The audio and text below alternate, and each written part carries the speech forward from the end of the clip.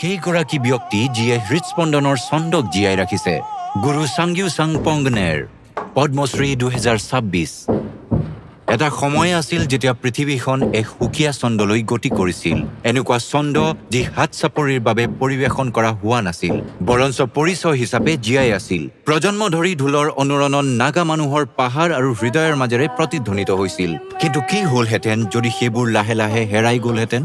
1945 চনৰ মাৰ্চ মাহত এখন সৰু আও নাগা গাঁৱত জন্মগ্ৰহণ কৰা এজন ল'ৰাই কেৱল সংস্কৃতিটো পৰ্যবেক্ষণ কৰাই নাছিল, উত্তৰাধিকাৰী সূত্ৰে লাভ কৰিছিল। সময়ৰ লগে লগে সমাৱেশবোৰ কমি আহিল, গীতবোৰ পাহৰি যাবলৈ ধৰিলে আৰু নৃত্য হেৰুৱাবলৈ ধৰিলে। চহকী আও নাগা ঐতিহ্য লাহে লাহে অদৃশ্য হৈ আহিছিল। তেতিয়াই গুৰু চাংগ্যুচাং পংগনেৰে ইয়াৰ পুনৰুজ্জীৱনৰ বাবে নিজৰ জীৱন উৎসৰ্গা কৰাৰ সংকল্প লয়। শৈশৱৰ পৰাই মোৰ নিজৰ মানুহবোৰৰ গান নৃত্যৰ প্ৰতি গভীৰ প্ৰেম আছিল। এই সকলোবোৰ মই মোৰ দেউতা, দাদা আৰু গাঁৱৰ বয়োজ্যেষ্ঠসকলৰ পৰা শিকিছিলোঁ। সেই সময়ত কোনো লিখিত গ্ৰন্থ নাছিল।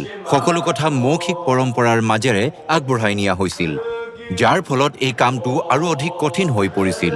যেতিয়া পুৰণি পৰম্পৰাৰ ঠাই নতুন চিন্তাধাৰাই ল'বলৈ ধৰিলে, তেতিয়া তেওঁ এক কঠিন সংগ্ৰামৰ সন্মুখীন হ'বলগীয়া হ'ল। তেওঁ নিজৰ সুস্থিৰ চাকৰিটো এৰি কোনো ধৰণৰ আৰ্থিক সহায় নোলোৱাকৈ গাঁৱে গাঁৱে ঘূৰি ফুৰি পৰিৱেশন কৰিবলৈ ধৰিলে, যাৰ বাবে তেওঁ সমাজে প্ৰায়ে উপহাস কৰিছিল। কিন্তু আও নাগা আত্মাৰ দৰে তেওঁ হাৰ নামানিলে। এয়া কেতিয়াও টকা পইচাৰ কথা নাছিল। তেওঁলোকৰ উদ্দেশ্য আছিল নাগা সংস্কৃতিক পৰৱৰ্তী প্ৰজন্মলৈ আগবঢ়াই নিয়া, যিয়ে মূল্য নহওক কিয়।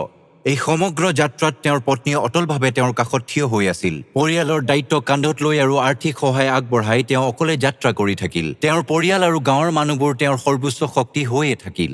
6 দশকৰ সমৰ্পণে অসাধাৰণ ফল দিছে। কলা দীক্ষা আৰু নাগাবাদীৰ কল্যাণ সংস্কৃতি ক্লাবৰ দৰে কাৰ্যসূচীৰ জৰিয়তে গুৰু চাংগ্যুচাং পংগনেৰে হাজাৰ হাজাৰ লোকক পথ প্ৰদৰ্শন আৰু প্ৰশিক্ষণ প্ৰদান কৰিছে।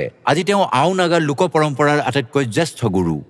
তেওঁৰ মৌলিক লোকৰচনাসমূহ স্থানীয়, ৰাষ্ট্ৰীয় আৰু আন্তঃৰাষ্ট্ৰীয় মঞ্চত পৰিৱেশন কৰা হয়। কিন্তু আজিও 81 বছৰ বয়সত তেওঁৰ কাম সম্পূৰ্ণ হোৱা নাই। শিকিব বিচৰা প্ৰতিজন যুৱকৰ বাবে মোৰ দুৱাৰ সদায় খোলা থাকে। তেওঁৰ বিনম্ৰ ঘৰখন শিকিবলৈ অহা সকলোৰে বাবে অতি সৰু হৈ পৰে।